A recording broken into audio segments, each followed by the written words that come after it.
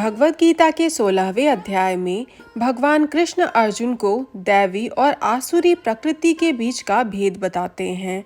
भगवान अर्जुन से कहते हैं, हे अर्जुन, देव गुणों के साथ जो मनुष्य जन्म लेते हैं उनके ये लक्षण हैं: भयभीत न होना, अंतर आत्मा की शुद्धि, तत्व ज्ञान को जानने के लिए हमेशा ध्यान योग करना, सात्विक भाव से दान करना, इंद्रियों को वश में करना, ईश्वर, देवता और गुरुजनों की पूजा करना यानी उनमें दृढ़ आस्था होना, अग्निहोत्र यानी यज्ञ आहुति जैसे उत्तम कार्यों को करना, वेद शास्त्रों का पाठ करना यानी उनका ज्ञान अर्जित करना, भगवान का नाम जपना और कीर्तन करना, अपने धर्म का पालन करने के लिए कष्ट उठाना, शरीर, इंद्रियों और अंतःकरण की सरलता यानी सादगी से रहना, मन, वाणी और शरीर से किसी को कोई कष्ट ना देना, जो जैसा है उसे उसी प्रकार बोलना यानी वास्तविकता के साथ बोलना,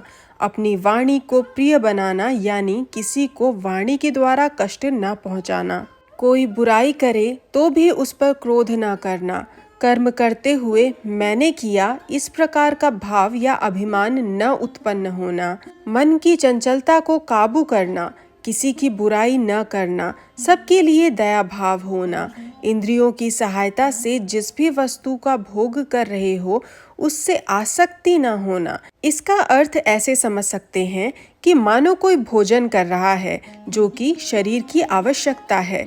अब इंद्रियों के कारण भूख लगेगी और खाने का स्वाद भी मिलेगा, पर शरीर के लिए जितना जरूरी है उतना ही खाना उचित है। भोजन से आसक्ति या स्वाद का मोह उचित नहीं है। इसके अलावा मनुष्य का कोमल स्वभाव का होना, शास्त्र और नियम के विरुद्ध कार्य करने में संकोच होना यानी गलत कार्य का न करना, व्यर्थ के जिद न करना, तेजस्वी होना, धैर्यवान होना, शरीर को स्वच्छ रखना और किसी से शत्रुता न करना, अहंकार का न होना, ये सारे लक्षण दैवी प्रकृति से युक्त मनुष्य के बताए गए हैं। आगे भगवान कहते हैं, हे अर्जुन, पाखंड, घमंड, अभिमान, क्रोध, कठोरता और अज्ञान, ये सारे लक्षण आसुरीय गुणों के साथ जन्मे मनुष्य के हैं। देव गुण मुक्ति के मार्ग पर ले जाता है और आसुरी गुण मनुष्य को इस संसार से बांधते हैं। इसलिए हे अर्जुन, तुम शोक मत करो क्योंकि तुम देव गुणों को लेकर जन्मे हो। आगे भगवान कहते हैं, हे अर्जुन, इस लोक में मनुष्य समुदाय दो प्रकार के हैं, दैवी प्रकृति वाले और आसुरी प्रकृति वाले। दैवी प्रकृति को विस्तार पूर्वक मैंने बताया है, अब तुम आसुरी प्रकृति को भी विस्तार पूर्वक मुझसे सुनो। आसुरी प्रकृति वाले मनुष्य सही और गलत का भेद नहीं जानते, इसलिए ऐसे मनुष्य न अंदर से शुद्ध होते हैं और न ही बाहर से। इनका न ही व्यवहार अच्छा होता है और न ही ये सत्य वचन बोल पाते हैं। ऐसे आसुरी प्रकृति वाले बोलते हैं कि ये संसार आश्रय रहित है यानी इसे कोई नहीं चला रहा, ये संसार सर्वथा असत्य है और ईश्वर रहित है, सभी बस स्त्री पुरुष के संयोग से उत्पन्न हुए हैं, इसलिए काम भावना ही इस उत्पत्ति का एकमात्र कारण है। इसके सिवा भला है ही क्या। इस श्लोक से ये समझ आता है कि असुर प्रकृति के लोग भगवान के अस्तित्व को पूरी तरह नकार के काम भावना को ही सबसे ज्यादा महत्व देते हैं।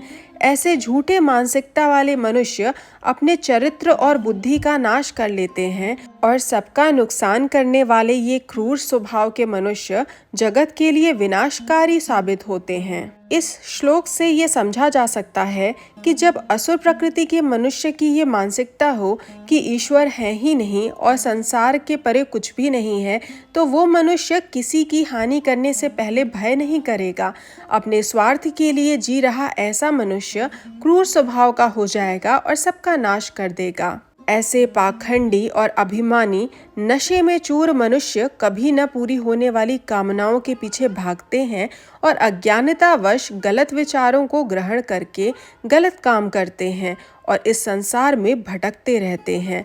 ऐसे लोग व्यर्थ की चिंताओं में घिरे रहते हैं और ये नहीं समझते कि वो चिंताएं मृत्यु तक ही सीमित हैं और मृत्यु के बाद समाप्त हो जाएंगी। ये लोग अपने पसंद की वस्तुओं को भोगने के लिए निरंतर प्रयास करते हैं और उसी को सुख मान लेते हैं। वे मनुष्य आशा की सैकड़ों फांसी से बंधे हुए काम और क्रोध को धारण करके अपनी पसंदीदा वस्तु को भोगने के लिए गलत तरीके से धन और अन्य वस्तुएं इकट्ठा करने का प्रयास करते रहते हैं।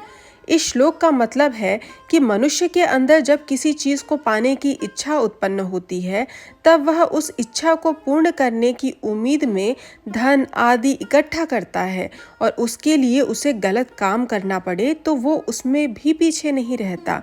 ऐसे मनुष्य सोचते हैं कि मैंने आज इतना पा लिया है तो कल कुछ और भी पालूंगा। अगर मेरे पास धन है तो मैं कुछ भी कर सकता हूँ। ऐसे लोगों में जल्दी ही अहंकार आ जाता है और वो सोचते हैं मैंने आज एक शत्रु को परास्त किया है, कल मैं और शत्रुओं को परास्त करूंगा।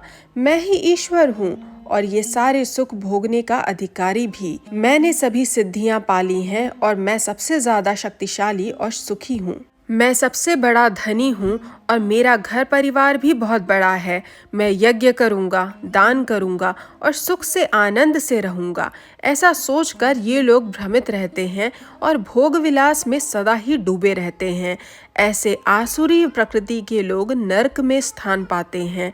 ऐसे घमंडी लोग जो अपने आप को श्रेष्ठ मानते हैं, वो लोग पैसे और सम्मान के नशे में चूर होकर नाम के लिए ही यज्ञ करते हैं और उनके पीछे की वास्तविक विधि और संस्कार को नहीं समझते। वो अहंकार, शक्ति, घमंड और मोह में लिप्त मनुष्य अपने और दूसरों के अंदर स्थित मुझ परमेश्वर से घृणा करने लगते हैं। उन द्वेष करने वाले पापी और क्रूर मनुष्यों को मैं बार बार इस संसार में आसुरी योनि में ही डालता हूँ। हे अर्जुन, ऐसे मूर्ख लोग मुझको प्राप्त करने की बजाय बार बार जन्म लेते हैं और आसुरी योनि को प्राप्त होते हैं तथा अंत में ये लोग घोर नरक में चले जाते हैं। आगे के श्लोक में भगवान ने काम, क्रोध और लोभ को नरक का द्वार बताते हुए कहा है कि ये तीनों गुण आत्मा का नाश कर देते हैं, अर्थात उसको बर्बादी के रास्ते पर ले जाते हैं। इसलिए इन तीनों गुणों का त्याग कर देना चाहिए। हे अर्जुन, इन नरक द्वारों से मुक्त यानी काम, क्रोध और लोभ से मुक्त मनुष्य अच्छा कल्याणकारी आचरण करता है और मुझको प्राप्त हो जाता है। पर जो मनुष्य शास्त्रों के ज्ञान को नकार कर अपनी इच्छा से मनमाना आचरण करता है, वह न ही सिद्धि को प्राप्त होता है, न ही परम गति को और न ही सुख को। इसलिए तुम्हारे मार्गदर्शक शास्त्र ही हैं। वो तुम्हें सही और गलत रास्ते का भेद बताते हैं। इसलिए तुम शास्त्रों के अनुसार अपने कर्म का पालन करो। यहाँ समाप्त होता है भगवद गीता का 16वां अध्याय। आगे के अध्याय लेकर मैं इस चैनल पर आती रहूंगी। अगर आपको वीडियो पसंद आया तो वीडियो को लाइक और चैनल को सब्सक्राइब करना मत भूलिएगा।